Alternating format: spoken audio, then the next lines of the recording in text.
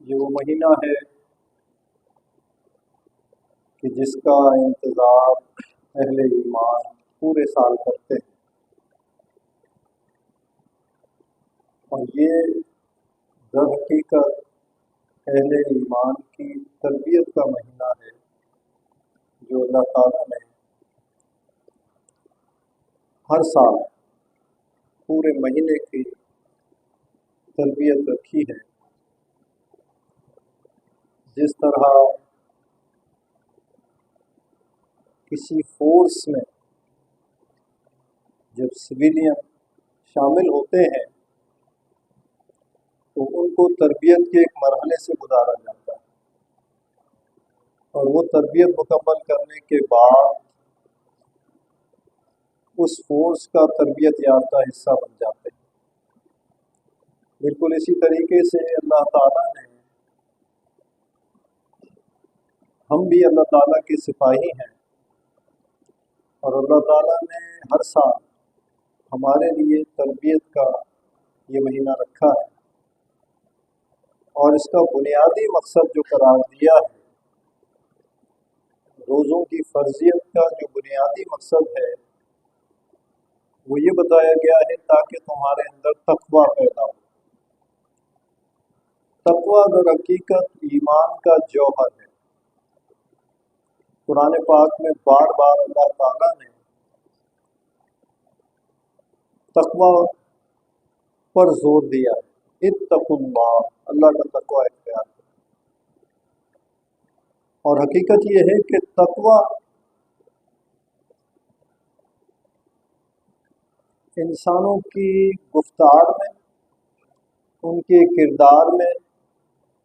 ان کے تمام اعمال میں نظر آتا ہے، اور جتنا زیادہ جس میں تقویٰ ہوتا ہے اس کی زندگی اتنی ہی زیادہ پاکیزہ ہوتی ہے۔ اور متقی لوگوں کے لیے اللہ تعالیٰ نے دنیا میں یہ انعام رکھا ہے کہ تمام انسان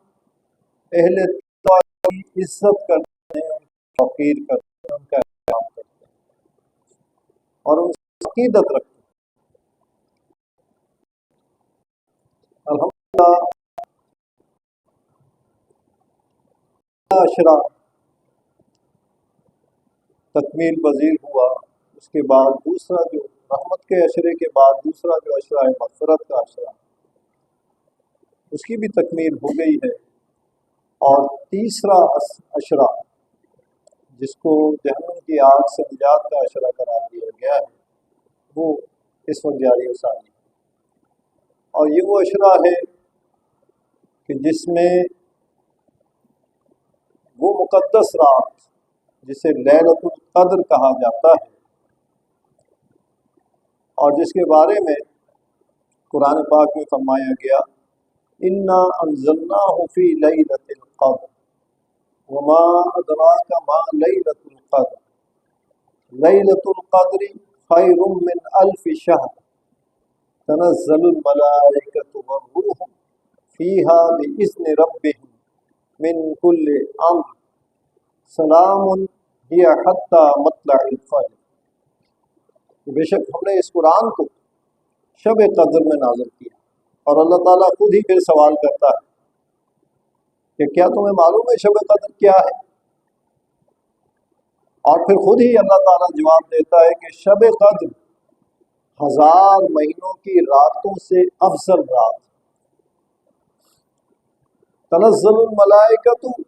والروح، اس رات، اس مبارک رات میں اللہ تعالیٰ کے فرشتے اور جبریل امین اللہ تعالیٰ کے احکامات لے کر نازل ہوتے ہیں۔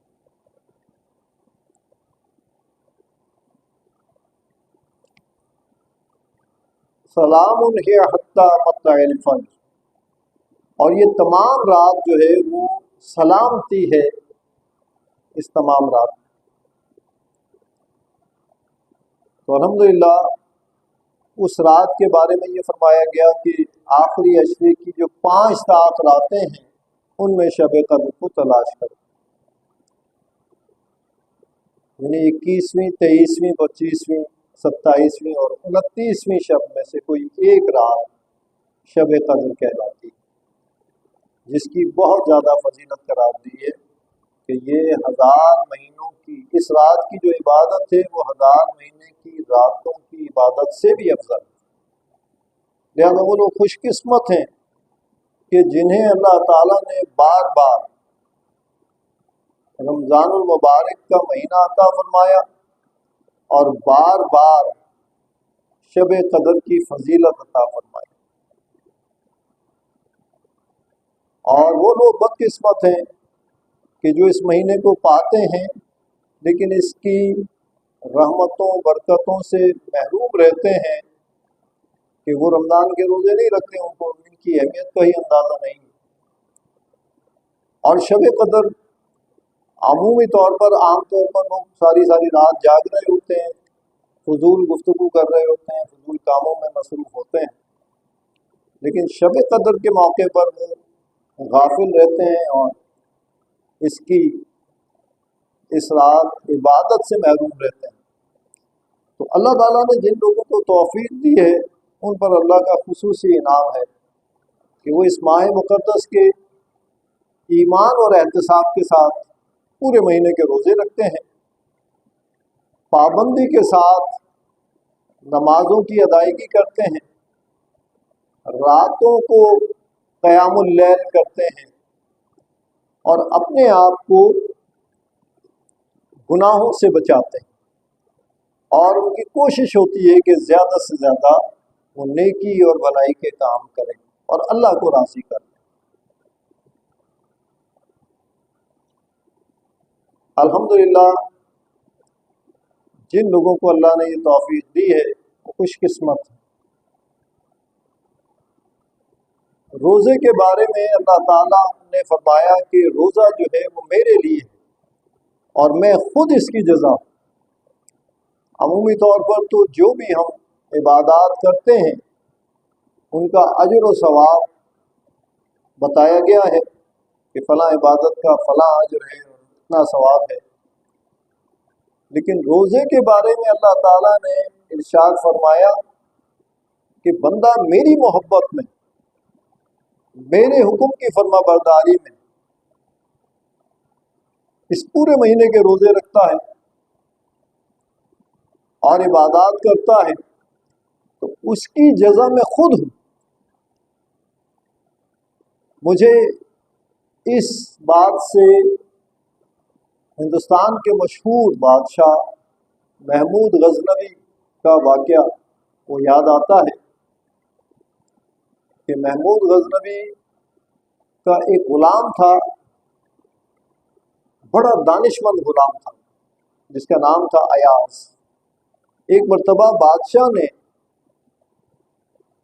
دربار میں اعلان کیا کہ اس دربار میں جتنے زر و جواہر، مال و اسباب اور دولت موجود ہے وہ میں آپ لوگوں کو اجازت دیتا ہوں، اہل دربار سے کہا کہ میں آپ کو اجازت دیتا ہوں کہ جو بھی مال لوٹ لے گا وہ اسی کا ہو جائے گا۔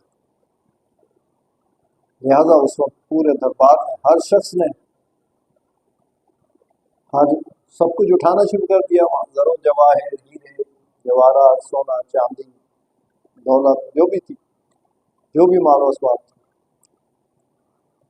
لیکن انہی لوگوں میں ایاز تھا کہ جو خاموشی سے ایک جگہ کھڑا ہوا تھا۔ بادشاہ نے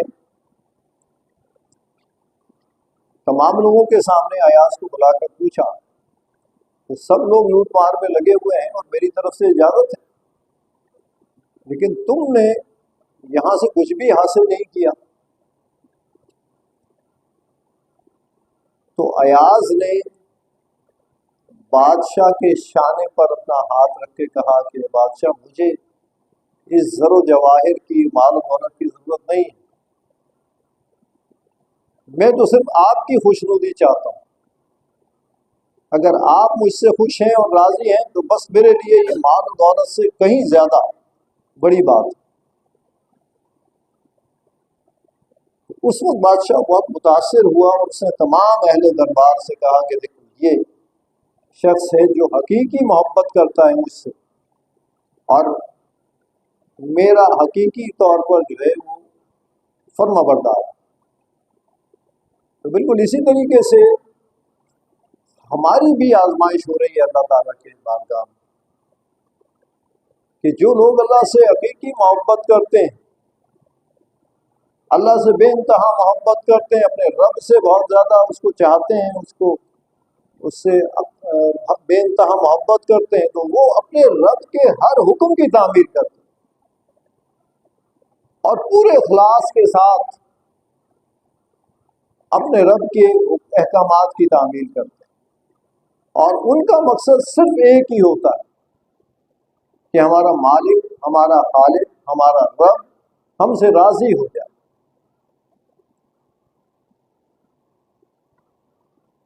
तो हम दर हकीकत हमारी जो ज़िंदगी का बुनियादी मकसद है वो है ही ये कि अल्लाह ने हमें दुनिया में भेजा है और हर शख्स को अल्लाह ताला आजमा रहा है कि दुनिया में जाने के बाद कौन बंदा है जो अल्लाह का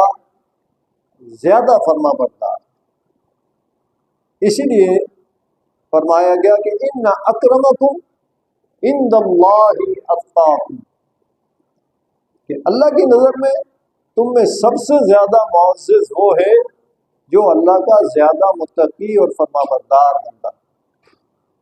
जिन लोगों को अल्लाह ने माल और दौलत अता किया है,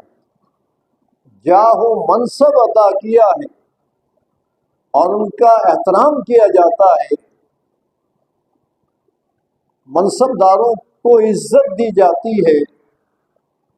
लेकिन अल्लाह ताला ये फरमा रहा है कि अल्लाह की नज़र में साहिब इज्जत और तौकीर वो लोग हैं जो अल्लाह के ज़्यादा फरमाबरदार और मुत्तकी बनते हैं। इसीलिए बार बार कुरान पाक में अल्लाह ताला ने अल्लाह का तकवा इख्तियार करने की ताकीद फरमाई है, हुक्म फरमाया। रोज़ेदारों के लिए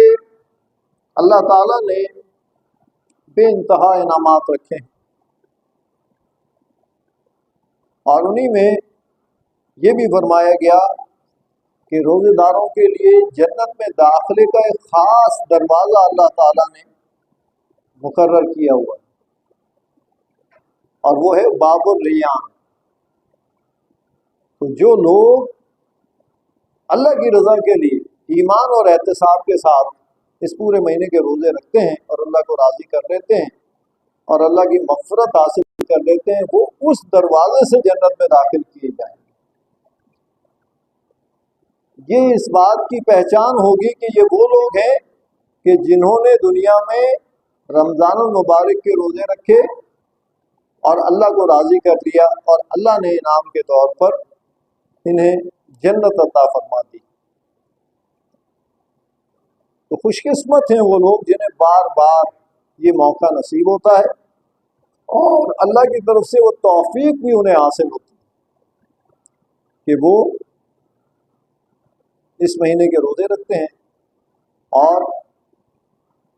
ज़्यादा से ज़्यादा इबादत करते हैं, रातों को भी उठकर वो अल्लाह की याद में मशगूल हो जाते हैं, उसकी इबादत में मशगूल हो जाते हैं। और हकीकत ये है कि गहरी नींद में जब कोई बंदा उठकर अल्लाह की मोहब्बत में इबादत में मसरूफ़ होता है तो उस वक्त उस बंदे पर अल्लाह ताला को बहुत ज़्यादा प्यार आता है। अल्लाह ताला उस पर फ़ख्र का इजहार करता है।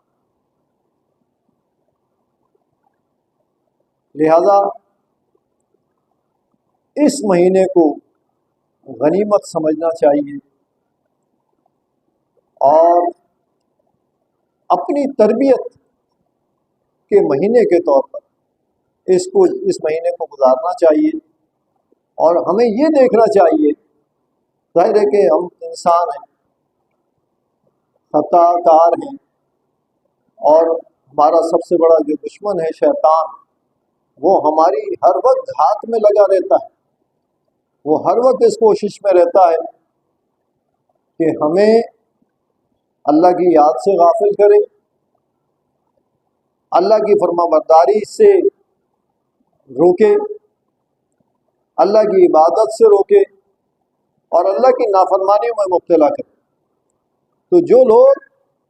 شیطان کے ورگلائے میں آ کر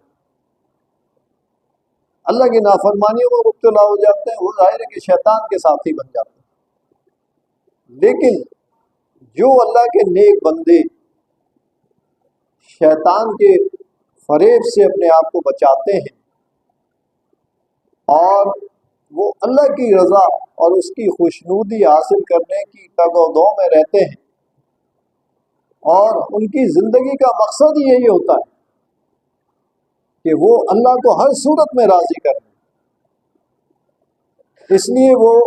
اللہ کے ہر حکم کی تعمیل کرتے ہیں، نمازوں کی پابندی کرتے ہیں، رمضان المبارک کے تمام روزے رکھتے ہیں، اور جو مال اللہ نے انہیں عطا فرمایا ہے وہ اللہ کی راہ میں خرچ کرتے ہیں اور اپنے آپ کو نیکی اور بھلائی کے کاموں میں مصروف رکھتے ہیں اور گناہوں سے بچائے رکھتے ہیں، وہ اللہ کے پسندیدہ بندوں میں شامل ہو جاتے ہیں۔ محترم حضرات، یہ مہینہ ہمدردی کا مہینہ بھی ہے کہ بندہ جب بھوک اور پیاس کی شدت میں مبتلا ہوتا ہے روزے کی حالت میں، تو اسے احساس ہوتا ہے کہ اللہ کے وہ مفلس اور نادار بندے جو فاقہ کش ہوتے ہیں ان کی زندگی کس قدر مشکل ہوتی، تو پھر ان سے ہمدردی کا جذبہ ان کے اندر پیدا ہوتا ہے اور وہ زیادہ سے زیادہ اللہ کے نادار اور غریب بندوں کی مدد کرتے ہیں۔ جن لوگوں کو اللہ نے زیادہ مال و دولت عطا کیا ہے ان پر تو زکوٰۃ فرض ہے ہی، لیکن پھر وہ زکوٰۃ کی ادائیگی پر ہی قناعت نہیں کرتے بلکہ زیادہ سے زیادہ صدقہ اور خیرات بھی کرتے ہیں، کیونکہ مال کی محبت ایک فطری محبت ہوتی ہے اور اللہ نے ایک آزمائش کے طور پر انسان کے دل میں رکھی ہے یہ محبت، لیکن وہ لوگ قابل تحسین ہیں اللہ کی نظر میں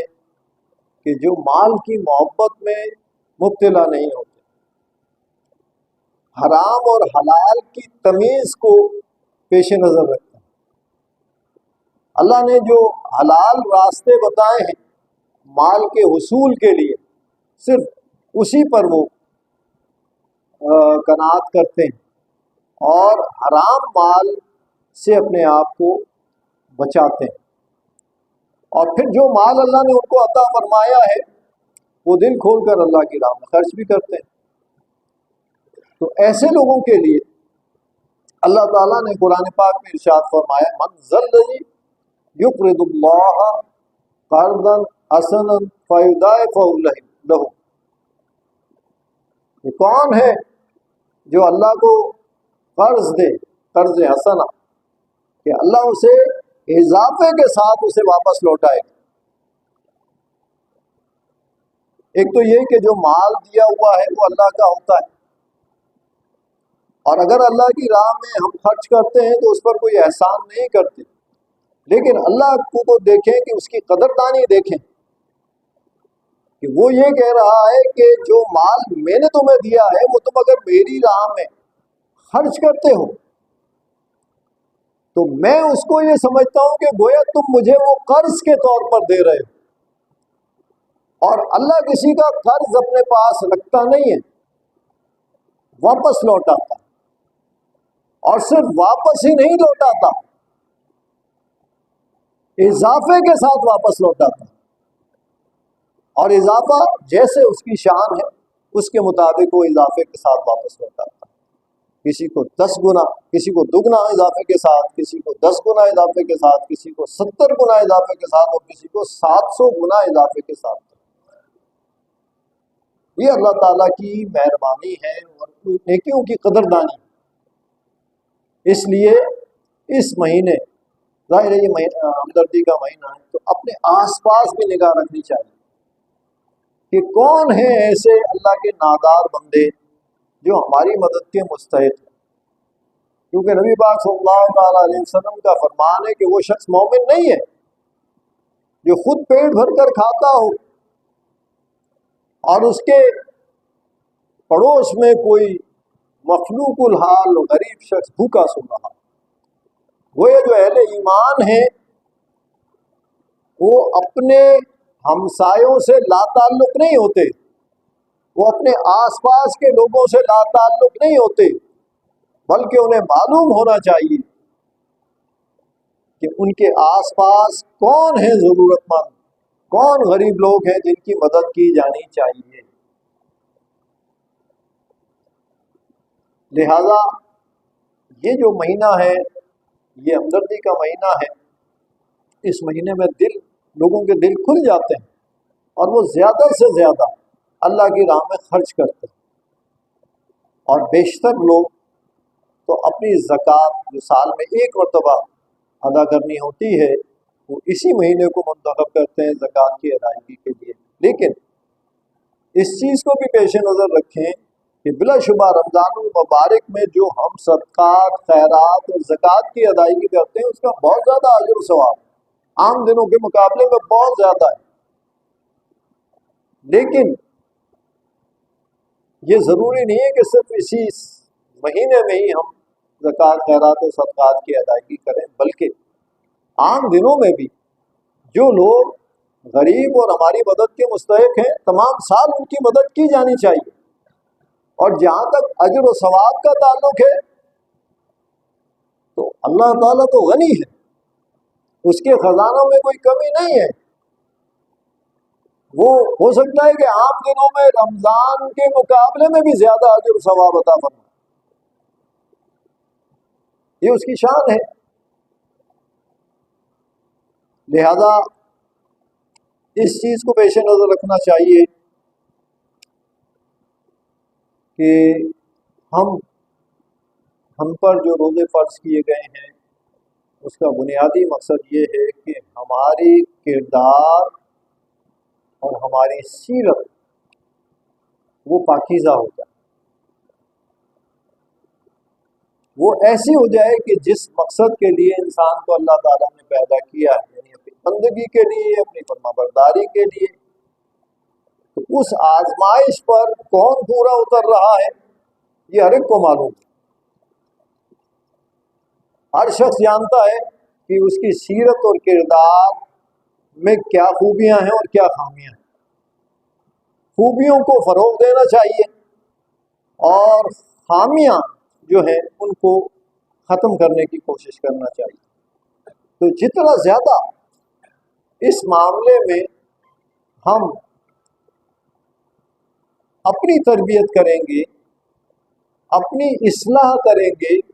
اپنے کردار کو اور سیرت کو بہتر بنانے کی کوشش کریں گے، ہم اتنا ہی زیادہ اللہ کے نزدیک ہوں گے. اور جو اللہ کے نزدیک ہوگا تو ظاہر ہے کہ وہ شیطان سے دور ہوگا. پھر شیطان کے جو وار ہیں وہ اس پر کارگر نہیں ہو سکتے، وہ اللہ تعالیٰ کی حفاظت میں اور اس کی رحمت کے حصار میں ہوتا ہے. اس کے برعکس جو لوگ نافرمانی میں مبتلا ہیں اور انہیں بالکل پرواہ نہیں ہے، فسق و فجور میں مبتلا ہیں، گناہوں میں مبتلا ہیں، اور انہیں اس بات کا احساس نہیں ہے کہ ان کا رب ان سے ناراض ہو گیا ہے، تو پھر وہ خود کو تباہی کے راستے پر ڈال رہے ہیں. انسان کے پاس زندگی گزارنے کے دو ہی راستے، ایک ہے فلاح کا راستہ، نیکی اور بھلائی کا راستہ، اللہ کی فرما برداری کا راستہ جو اللہ کی خوشنودی حاصل کر کے جنت کی طرف جاتا ہے، اس بندے کو جنت کی طرف لے جاتا ہے. جبکہ دوسرا راستہ اللہ کی نافرمانی کا راستہ ہے جو شیطان کا راستہ ہے، اور شیطان کا راستہ ظاہر ہے کہ شیطان کے ساتھ اس انسان کو دوزخ میں لے کے جاتا ہے. لہذا ہمیں کوشش یہ کرنی چاہیے کہ ہم اس راستے کو منتخب کریں کہ جو اللہ کا راستہ ہے، جو انبیاء کرام کا راستہ ہے۔ اسی لیے تو ہم بار بار سورہ فاتحہ میں جو ہم پڑھتے ہیں کہ اہدنا الصراط المستقیم، اے اللہ ہمیں سیدھے راستے پر چلا، صراط الذین انعمت علیہم، ان لوگوں کے راستے پر چلا کہ جن پر تیرا انعام ہوا۔ تو اللہ کے انعام یافتہ بندے کون ہیں؟ چار قسم کے جو انسان ہیں وہ اللہ کے انعام یافتہ لوگ ہیں۔ ان میں اول درجہ انبیاء کرام کا ہے۔ انبیاء کرام جو دنیا میں اللہ تعالیٰ کے خاص بندے ہوتے تھے، حضرت آدم علیہ السلام سے لے کر حضرت محمد مصطفیٰ صلی اللہ تعالیٰ علیہ وآلہ وسلم تک تقریباً 1,24,000 انبیاء کرام دنیا میں تشریف لائے، اور ہر نبی کی بعثت کا مقصد یہ ایک تھا کہ وہ گمراہ انسانیت کو، بھٹکی ہوئی انسانیت کو وحدہ لا شریک ایک اللہ کا راستہ دکھاتے تھے۔ اور اس راہ میں انہیں بڑی مشکلات، بڑی تکالیف اور بڑے مظالم کا سامنا ہوتا تھا، لیکن وہ استقامت کے ساتھ اللہ کے راستے کی طرف انسانوں کو بلاتے رہتے۔ تو اول درجے کے اگر کوئی انعام یافتہ انسان ہے تو وہ انبیاء کرام۔ تو جب ہم دعا مانگتے ہیں اللہ سے اہدنا الصراط المستقیم صراط الذین انعمت علیہم، اے اللہ ہمیں صراط مستقیم پر چلا، ان لوگوں کے راستے پہ جو انبیاء کا راستہ ہے۔ جو انعام یافتہ بندوں کا راستہ، دوسری قسم کے جو انعام یافتہ لوگ ہیں وہ لوگ ہیں کہ جو ان انبیاء کرام پر سب سے پہلے ایمان لائے، وہ صدیقین کہلاتے ہیں۔ یہ وہ لوگ ہیں کہ جب ساری دنیا ان سچے نبیوں کو جھٹلا رہی ہوتی تھی تو یہ پاکیزہ سیرت کے لوگ ان پر ایمان لاتے تھے، اور اس ایمان لانے کی پاداش میں وہ ظالموں کے مظالم کا شکار ہوتے تھے، لیکن اس کے باوجود استقامت کا مظاہرہ کرتے ہوئے ان نبیوں کے راستے پر ثابت قدم رہتے تھے۔ تو اللہ نے ان کے درجے کو بھی بلند کر دیا کہ انبیاء کے بعد صدیقین کا درجہ ہے۔ تیسری قسم کے لوگ، انعام یافتہ لوگ، شہداء کرام ہیں۔